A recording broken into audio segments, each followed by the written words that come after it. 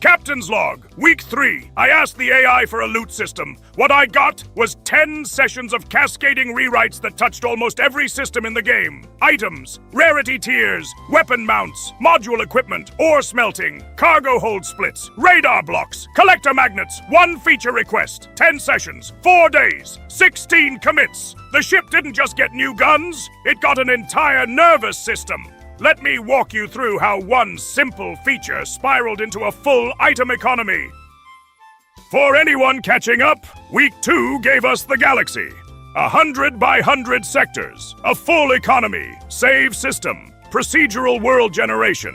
Ships had block textures, damage particles, blue ion thrusters. Enemies flanked and retreated. But combat rewards? You killed a pirate and got some credits and iron. That was it. No real reason to fight beyond survival. Week 3 fixes that. Permanently. The first thing I asked the AI for, make enemies drop actual items, not just credits. Real loot. So now when a pirate dies, it drops a spread of pickups. Credits, raw ore, and, the important part, turrets and modules. Every item has a rarity. 5 tiers. Common in gray, uncommon in green, rare in gold, epic in purple, and unique in orange. Higher rarity means better stats across the board. And unique items, they get a named bonus. Incendiary rounds that deal extra damage. Vampiric turrets that heal your shields on hit. Afterburner modules that boost your thrust. 8 unique effects total. Each one actually changes how your ship plays. The drops scale with where you are. Kill pirates in safe space. You get common iron junk. Kill Omnite warships near the galaxy center. You get epic and unique gear that's worth equipping. And the loot pickups themselves look proper now. Semi-transparent icons with a 3-layer rarity glow. You can tell what's worth grabbing before you even fly over to it. Before this week, turrets were blocks. You placed a light turret in the builder, and it shot bullets. That was your only choice. Now, turrets are items. You place weapon mount blocks on your ship. Think of them as empty hardpoints. And then you equip turret items into those mounts. Small mount, large mount. The turret's stats, damage, fire rate, range, projectile speed, all come from the item, not the block. You equip them at the Station Refit tab.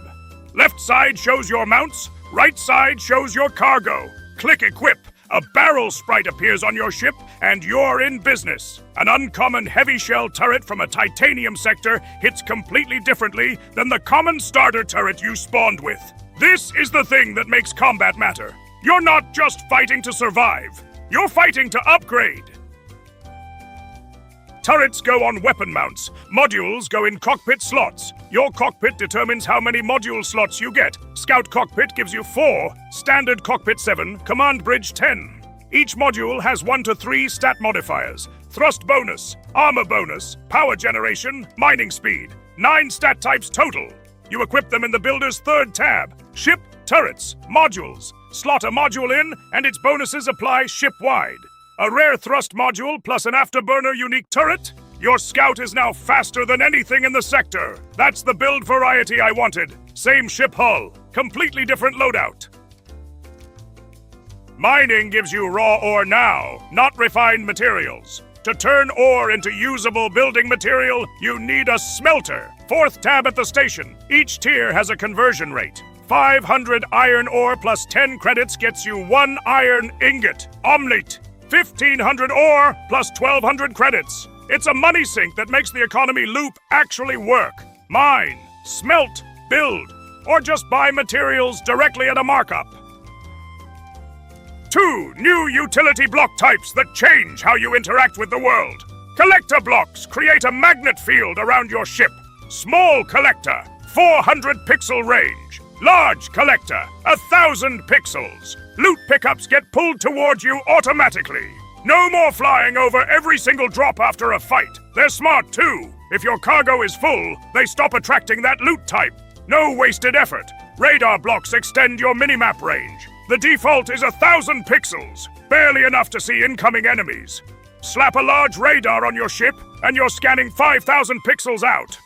Plus, it shows loot drops on your minimap as colored dots matching their rarity. Both blocks have module stat bonuses too. An Eagle Eye unique module gives 40% extra radar range. These feel like the kind of blocks that seem optional until you use them, and then you can never go back. Main thrusters push you forward and back. Maneuvering thrusters handle rotation. Small ones, large ones. The torque scales with how far they are from your center of mass. Put them on the tips of your ship, and they spin you like a top. The exhaust fires in the correct reaction direction.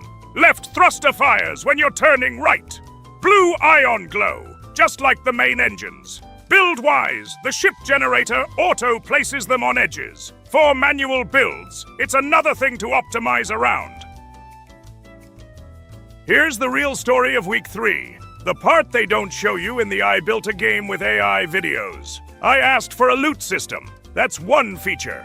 Here's what it actually required. Step 1. Items need to exist. So we built an item data model. Interfaces, turret items, module items, a factory with stat tables, a serializer for save files. 4 new files. Step 2. Items need somewhere to go. The old inventory held refined materials. Now we need ore cargo and module cargo. 2 separate systems. New inventory classes. Capacity from cargo hold blocks. Step 3. Cargo holds were generic, but ore and modules need separate limits. So we split every cargo hold into 4 blocks. Small ore, large ore, small module, large module. Every file that referenced cargo holds had to change. Step 4. Mining used to give you refined materials directly. Now, it gives ore. The ore needs to be smelted. New smelter UI. New conversion formulas. New station tab. The entire mining loop changed. Step 5. Ore amounts were tiny. 1 ore per tick felt wrong. So we scaled everything by 100. Every mining rate. Every asteroid ore amount. Every cargo capacity. Every smelter formula. Every loot drop amount. 12 files changed for a number multiplier. Step 6. Turrets can't just be blocks anymore. They need to be equipable items. So weapon mount blocks. Equip and unequip API. Barrel sprites that appear and disappear. Save system changes. Refit tab rewrite. Step 7. If you have items, you need to sort them. 5 sort modes for turrets. 5 for modules. Collapsible group headers. Step 8. If you have lots of loot, you need ways to collect it. Collector blocks. Radar blocks. Dynamic minimap range. Loot tracking on radar. That's the cascade. 1 feature became 8 systems. The AI wrote each piece when I asked for it. But the AI did not see the cascade coming. I had to. Every time I said add items, the AI said done. And every time, I had to look at what just changed and figure out what else was now broken or incomplete. That's the real job of vibe coding. You're not the programmer. You're the systems architect. You need to see the second and third order effects of every feature, because the AI will not. The game has an item economy now. Combat has purpose. Loot has meaning. Ships have loadouts. Next on the flight plan, factions. Neutral ships that patrol their territory. Multiple station types. Trading posts. Repair docks. Faction headquarters. A reputation system where your actions have consequences. After that, audio. Because right now, Omnite warships explode in complete silence. And that's a crime against game feel. And eventually, missions. Procedural objectives. Story breadcrumbs leading to the Galaxy Center.